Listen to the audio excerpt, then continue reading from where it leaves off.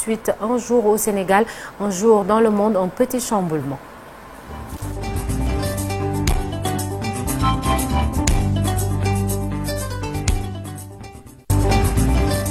alors ci kanam incha allah dinañ ànd ak yéen ci yëglekaay yi li ñu xëyee laataa loolu un jour au Sénégal un jour dans le monde tey bokk na ci li ñuy fàttaliku ñu ngi leen ko doon wax sànq ñaar fukki fan ak ñett ci weeru octobre atum 2006 bés boobu le footballeur bu mag boobu soqee ko fële cosaanoo ca Cameroun génn àdduna muy Eugène Ndoléa moom nag bokkoon na ci daanaka grand talent yi njëkk a bàyyeekoo foofu ca Cameroun dem biti réew di fa football rawatina ca France avant-centre la woon mu joué AS Saint-Étienne Olympique Lyonnais footballeur étudiant en droit daanaka sax ba muy jeexal nekkoon na diplomate ak ni mu dugalee loxoom bu baax ci wàllu football que ça soit foofu ca Cameroun wala ci Afrique lu ci mel ni Ndakaaru ak France yeneen tamit dinañ ci dellu si ñu fàttaliku loolu 23 octobre ak yeneen xew-xew yu am at yu wute ñu dellu si.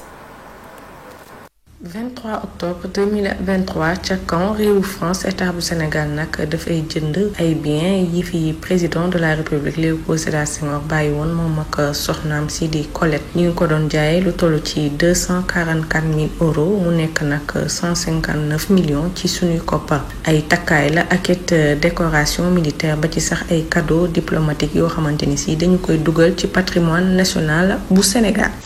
23 octobre 2020 benn gaal gu yeboon ba fees yeboon ay migrants clandestins luy doon jëm Espagne le moteur ba nag mujjee éclaté ca wetu géeju Mbuur ci 200 migrants yi nekkoon ca gaal ga nag lu toll ci 60 doomi aadama la ay nappkat yu nekkoon ca wet ga ba ci sax marine nationale di mujjee sowe gaal ga nag dafa feesoon dell ay clandestins yoo xamante ni si ñu ngi jóge woon diwaanu Ndar Géej ñu bëri ci ñoom nag muy victimes yeeg rescapés yi ñu ngi jóge woon ci quartier bii di Pikine nekk Saint-Louis.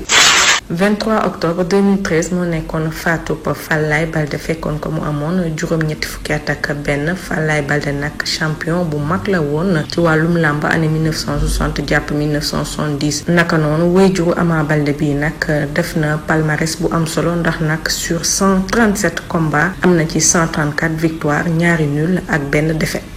23 octobre 1981 benn double attentat suicide lañu jagleeloon contingent français ak américain ya nekkoon fenul ca Beyrouth muy capitale bu Liban bilan ba nag dina métti loolu ndax yegg na ba 300 morts ndax nag 241 marine américain ñoom faatu nañu ci ak it 58 parachutistes français attentat meurtrier boobu maanaam double attentat meurtrier boobu nag ñi ngi ko jiiñoon waa Hezbollah libanais.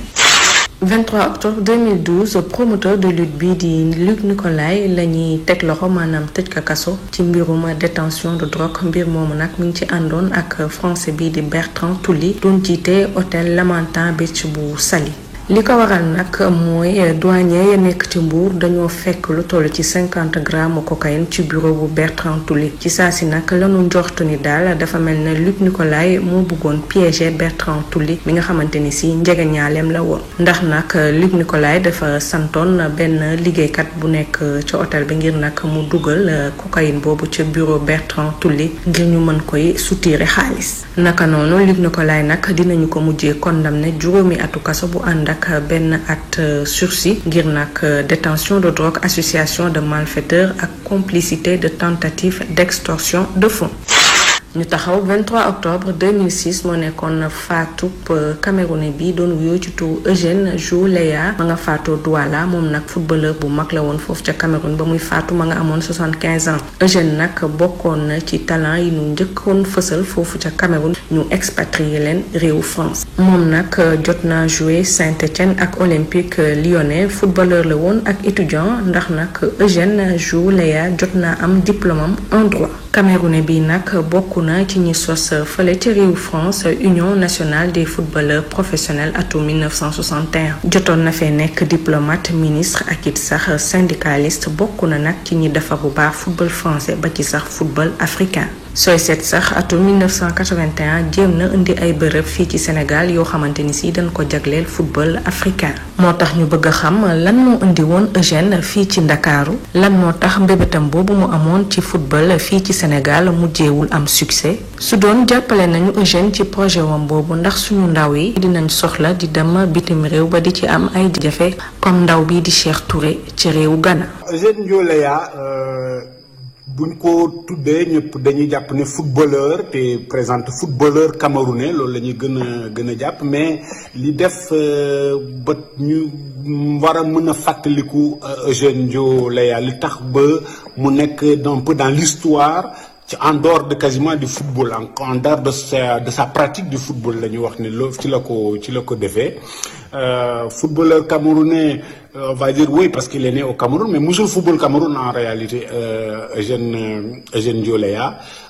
jàng moo ko yóbbu woon France bu mu eggee France nag ñu gis ne que xale bi jógee Cameroun ñëw fii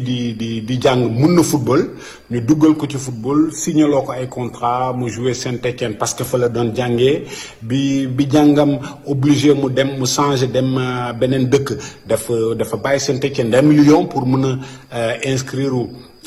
université pour def des études mu signé waale encore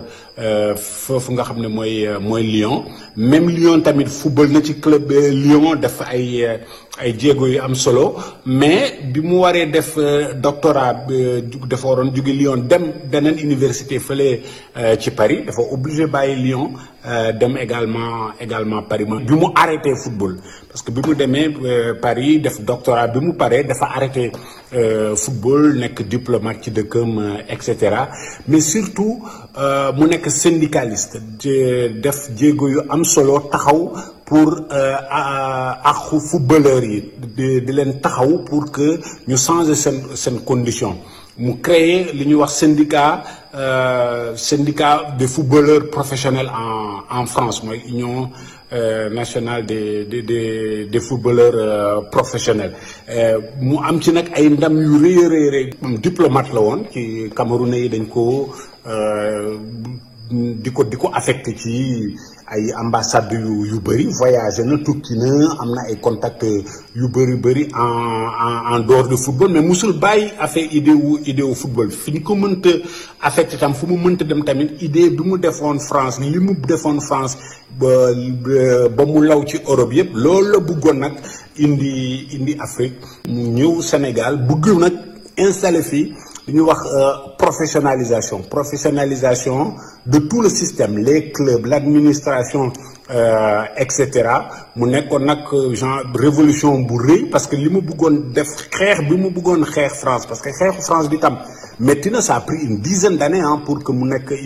une réalité pour que règlement bi changé pour loi bi changé loolu nag la bëggoon tamit instauré en Afrique mu njëkkee ko Sénégal après mu dem Cameroun mais malheureusement ça n'a pas eu le même succès bi mu amee en France xeex bi mu xeex France ba am ko mujj koo am Sénégal poussé na Sénégal pendant presque ay 4-5 ans yu xaw na yàgg tuuti quand même ci Sénégal mais mënutul mujjul antu mu dem Cameroun c'est la même chose antuwul li gënoon am important ci projet bi boo Eugène Ndio Leya apporté mooy encadrement situation footballeurs yi encadrement wu transfert yi encadrement wu contrat yi et cetera ba footballeur bu nekk mën a am dignité ci li muy liggéey boo xoolee léegi une sorte de globalisation c'est encadré par la FIFA c'est des lois au-delà mën nañu wax ne que oui Eugène Ndio Leya liggéey na ci lu am solo mais taxul que malgré structure malgré les règles encadrées par la FIFA les règles on va presque dire transnationales am na ñoo xam ne toujours dañuy profiter ñoom dañu may wax ay njublan ñoo xam ne dañuy profiter toujours pour contourner les lois pour contourner les règles ñooñu la ñu war a xeex pour que li am ci cas wu Cheikh Touré arrêté parce que Cheikh Touré c'est pas un cas isolé il y a beaucoup de jeunes malheureusement qui tombent dans ces pièges-là des agents véreux qui viennent exploiter la naïveté et l'envie de réussir de ces jeunes il faut que système bi jóg ci pour rappeler aux gens que fii ci Afrique fii ci Sénégal am na des structures yoo xam ne dañuy permettre jeunes mu vivre dignement du football def formation def préformation def formation signer contrat professionnel ici ou ailleurs en tout cas mun ci vivre mun ci toucher un peu une part de son rêve système yooyu existe nañu dañu war a dooleel système global bi maintenant nga xam ne dañuy ñëw di frauder wala di exploiter naïveté des jeunes yooyu la ñu war a. Merci beaucoup doyen Aboubacry Ba Alaaji Malick Thiandoum Eugène Ndoleya ni ñu ko waxee il avait de grandes ambitions de grands projets pour le football africain pas seulement Cameroun ak projet boobu nga xam ne bëggoon na koo indi Dakar malheureusement yëf yi mujjiwu la antu ba keroog mu fi jógee. xam nga Eugène Ndoleya c'était un surdoué. Surdoué déjà ci wàllu jàng. parce que gis nga ne sur le plan. maanaam ci wàllu jàngam ci parcours am da ngay gis ne bëri na lijaasa yu mu am bëri na poste yu mu occupé mais football au départ da ko jëloon comme fond donc c'était parce que année yooyu entre 1950 ba 1960 ci la carrière am nekk mais année yi nga xam ne moom moo ko jiitu tuuti c'était presque il jouait pour le plaisir am na benn club bu nga xam benn tubaab moom moo ko sampoon foofu au Cameroun pour son premier match il avait marqué 11 buts sur 12 yi nga xam ne moom la ñu dóor moom moo dugal 11 buts yi déjà loolu dafa dépasser les frontières du Cameroun ba egg en France ci la ko laay Saint-Étienne recruté mu dem foofu continuer waale jàngam en même temps di def sport kon sport étude lu yàgg la boo xoolee en Saint-Étienne mi ngi fa nekk 64 ba 59 158 matchs il a marqué 92 buts 59 61 Olympique Lyonnais 59 mi ngi joué 59 matchs dugal 29 buts donc mu nekkoon vraiment jeexal carrière am au Racing Club de Paris boobu fekk na mu jëm mag 2 matchs la fa joué mais boo xoolee aussi dafa teel a nekk ku nga xam ni dafa bëgg footballeur professionnel am statut am indépendance ñu koy traité comme ni ñuy traité yeneen corps de métier yi ci la taxawale li nga xam ne moom moo di le syndicat des footballeurs professionnels muy UNFP mais ambition bi nga xam ne moom la amoon moi je pense que Eugène Ndoleya était en avance sur son époque et il était en avance sur beaucoup de gens c'est pourquoi projet bi nga xam moom la bëggoon taxawal c'était incompris et tey bu fekkoon ni loolu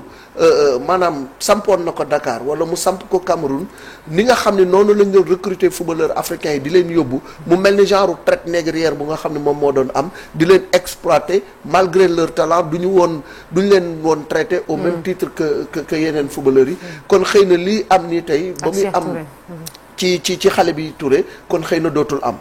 kon heure bi Cheikh Touré kon heure bi dépassé woon nañu loolu tey centre yi nga xam ne ñoom la fi ñoom Madi Touré ñoom Sayer et cetera teg loolu depuis 1900 ba xër ñett moom xalaatoon na ko ba bëggoon ko teg malheureusement il n'a pas été compris et cela a continué et il y a beaucoup de jeunes africains yu nga xam ni couloir yi ñu jaar pour dem en Europe teguwul ci yoon ñu leen di exploiter ils n'ont jamais été traités à leur juste valeur. D'accord merci beaucoup merci Alaaji Malick alors ñu jàll léegi dafa mel ni yemb na ci yëglekaay yi li ñu xëyee tey.